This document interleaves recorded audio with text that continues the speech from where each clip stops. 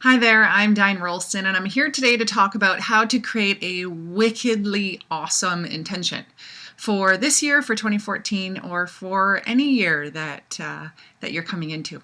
So I have 7 steps that I'm going to take you through, and maybe you need a paper and pen so you can write some stuff down, take notes. Feel free, pause this video if you want to on the way to make sure that you can write everything down.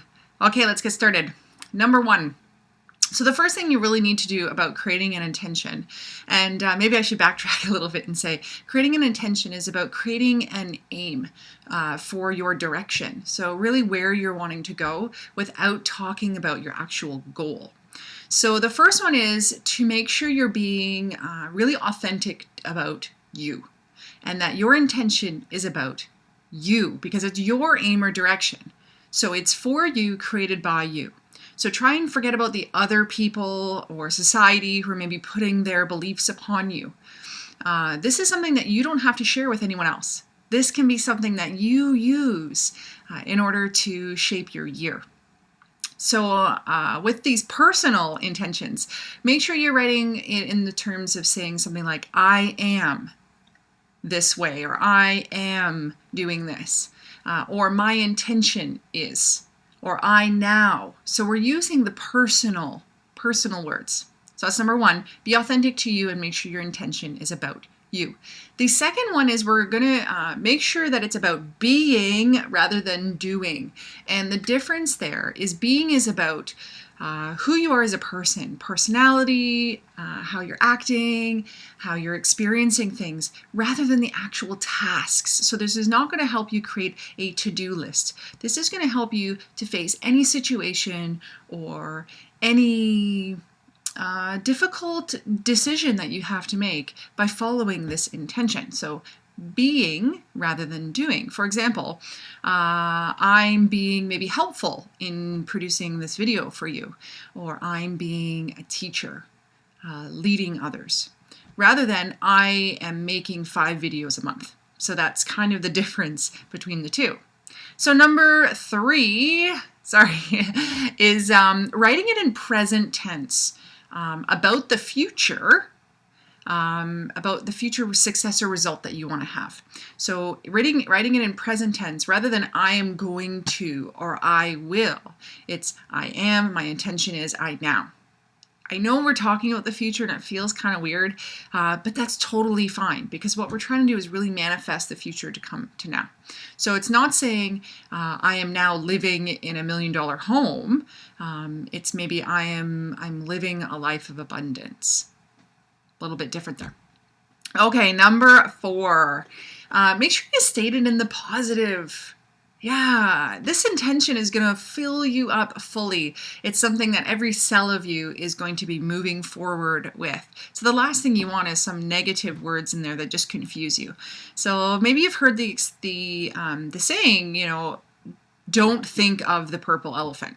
Well, what first comes into your mind? The purple elephant. So if you say, I don't feel tired, you're thinking about being tired, rather than saying, I have lots of energy. So that would be a difference there. So maybe I'm living a life of abundance of energy or time. Maybe one of those would work for you.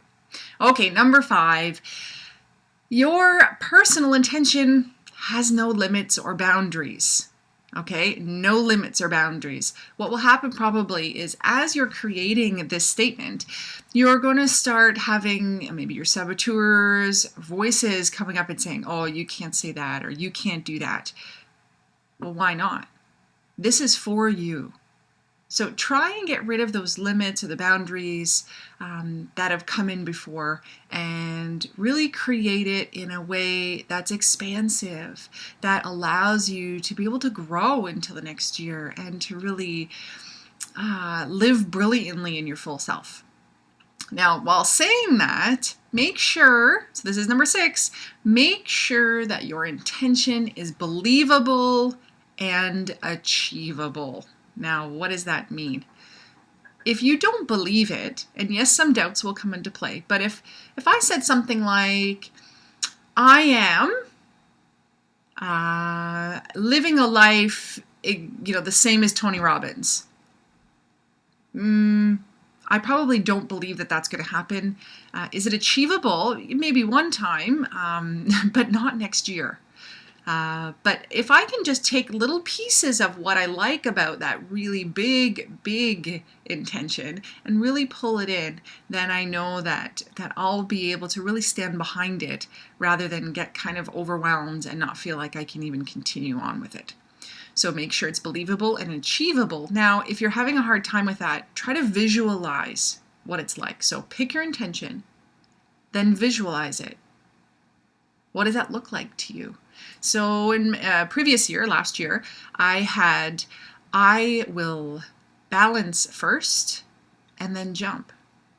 So it means instead of feeling like I'm doing some big things coming from a kind of a crazy, unbalanced place, I'm going to be feeling really steady and grounded. And I had to really visualize what that was like because life at the time wasn't feeling very balanced or grounded. And then from that place, I then was able to jump into bigger things and achieve a lot this year. So I had to visualize what that would be like because, again, like point number 2, I'm talking about the future.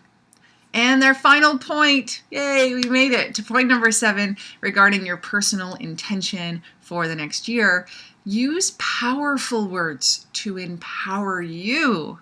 Use powerful words to empower you. So this helps me to relive a little bit of my past life as an English teacher. But powerful words are words that, so instead of saying I'm great, maybe it's amazing, different words like that would be great. And taking out some of the extremes like always, never. So take out the extremes and words of obligation like should or need. So the difference would be something like I should balance before I jump, or I need to balance before I jump. There's that sense of obligation or necessity, rather than the sense of empowerment and choice in being able to be like, I will balance and then I'll jump. Do you feel the difference there?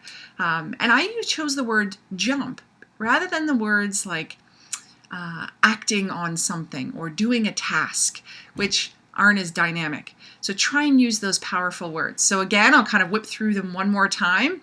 So number 1, make sure that your personal intention is authentic to you and about you. It's about being who you are as a person, your emotions, your personality, rather than doing the actual goals or tasks you're going to do. Your personal intention for number 3 is written in present tense about the future. So using I am, my intention is I now, to talk about that future result that you're wanting to have. It's also stated positively, so cut out those words like don't. It has no limits or boundaries. That's number 5. So get rid of those and make sure, though, it's believable and achievable so that you can really stand behind it in power, which is number 6. And number 7, use powerful words to empower you. Now, I'm going to be sharing my intention. I need to spend a little bit more time really settling into it before I share it out there. But I'd love to hear yours, or I'd love to hear where you're getting stuck with it, or some successes you've had with this personal intention or ones that you've had in the past. So please hit me up on Facebook, and let's use a hashtag to talk about this on social media, and I'll search it out. So let's use hashtag my 2014 intention. Okay, hashtag my 2014 intention. And I'll be looking for you and your intention so that I can connect with you and share and chat. So that's all for today. Happy New Year to everyone. I hope you get a really great personal intention for this. And hey, if it comes easily, you can always do a business intention or a family intention. The same 7 aspects apply. So I'm signing off. I will talk to all of you later. Bye.